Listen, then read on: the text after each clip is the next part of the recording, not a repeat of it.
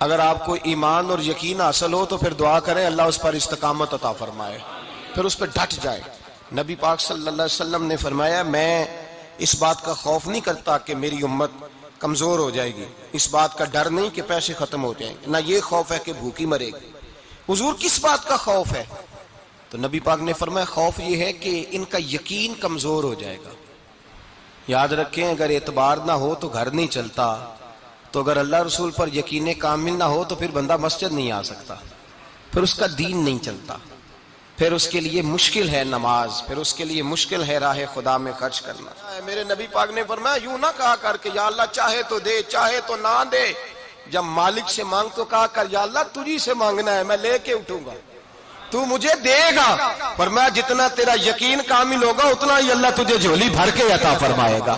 کمزور سا مسلمان، لڑکھڑاتا سا مسلمان دیکھتا ہوں کرتا ہوں، اور یہ بھی نہ دیکھا کریں بھائی ایمان یقین کو استقامت کے درجے پہ لیں، یہ نہ دیکھا کریں کہ وہ کیسے دے گا، وہ کسی وسیلے کا محتاج نہیں ہے، وسیلے کو پسند کرتا ہے، پر وسیلے کا محتاج وہ بغیر وسیلے کے بھی دے دیتا ہے۔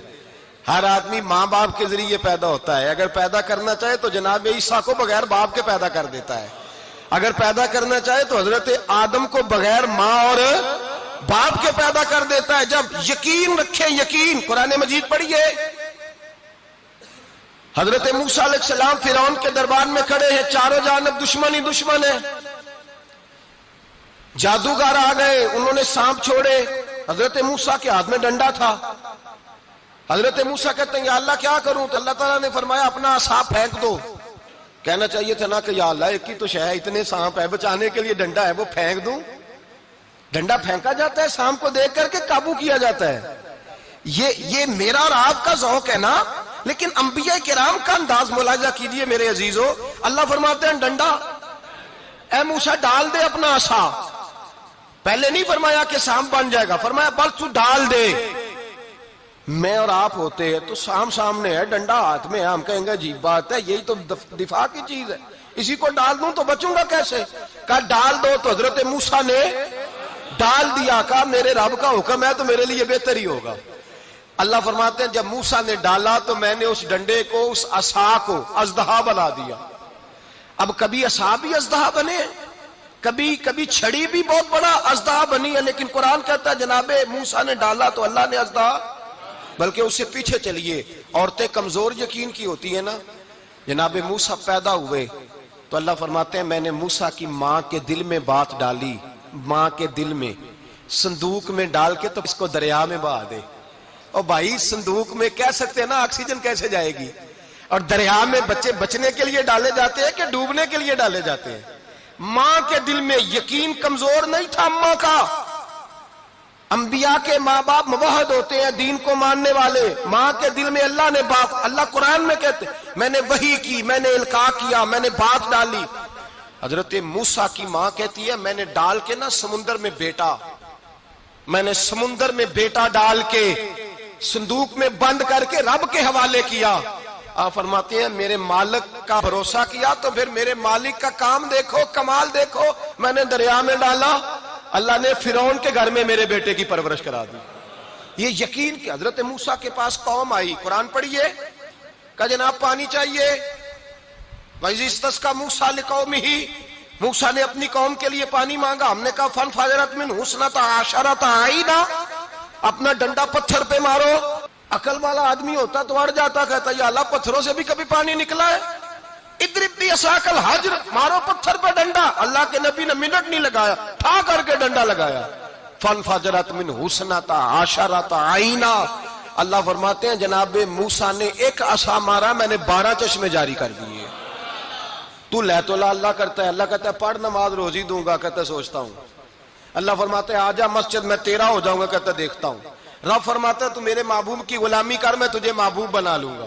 تو کہتا ہے تھوڑا بڑا ہو کے داڑھی رکھنی ہے، ابھی سیانا ہو کے میں ذرا سرٹیفکیٹ لے لوں اسرائیل سے کہ کتنے سالوں کے بعد آئیں گے، پھر شروع کروں گا۔ پروگرام بنا رہا ہے، ابھی تو ارادے میں ہے۔ اللہ کے پیغمبر کا ڈنڈا، اور اس سے زیادہ آگے بات ہو گئی، پیچھے فوج لگی ہوئی ہے فرعون کی، مجمع ہے، ہزاروں لاکھوں کا لشکر لے کے، تلواریں نیزے، فرعون پیچھے، آگے دریا آ گیا۔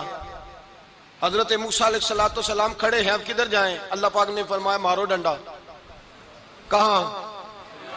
پانی پہ ڈنڈا مارو۔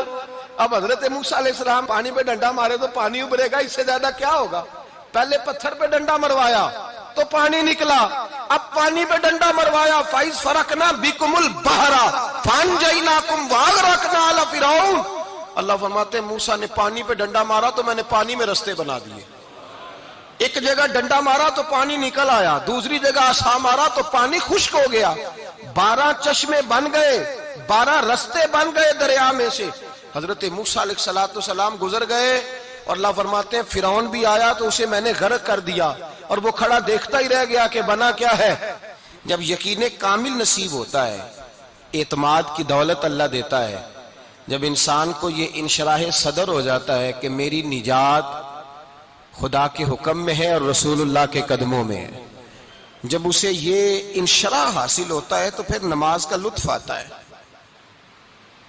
غور کیجیے کیا جملہ کہہ دیا میں نے، پھر اسے نماز کا پھر اسے نماز بوجھ نہیں بلکہ نماز نہ پڑھے تو اس پر بوجھ ہوتا ہے، پھر قرآن مجید اس کی روح کا ساتھی ہو جاتا ہے، پھر عبادات، تقوی، پرہیزگاری، پھر وہ ایک سنت کے چھوٹنے پر پریشان رہتا ہے جب یقین کی دولت نصیب ہوتی ہے۔ قرآن مجید فرقان حمید نے کہا ایمان لاؤ تو پھر ایمان پہ ڈٹ جاؤ، مسلمان بنو تو پھر اسلام پر۔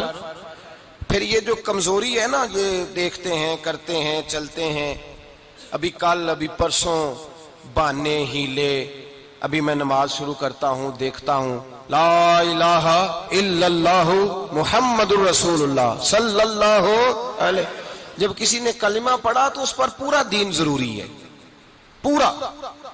اب وہ یہ نہیں کہہ سکتا کہ تھوڑا تھوڑا کر کے آؤں گا۔ یقین کی دولت نعمت ہے۔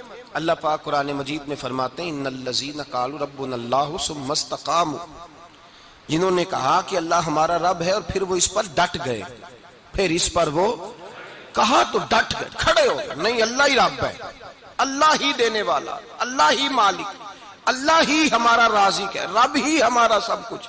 جب ڈٹ گئے تو فرمایا تتنزل علیہم الملائکہ، پھر میں ان کی مدد کے لیے آسمان سے فرشتوں کا نزول فرمایا کرتا ہوں۔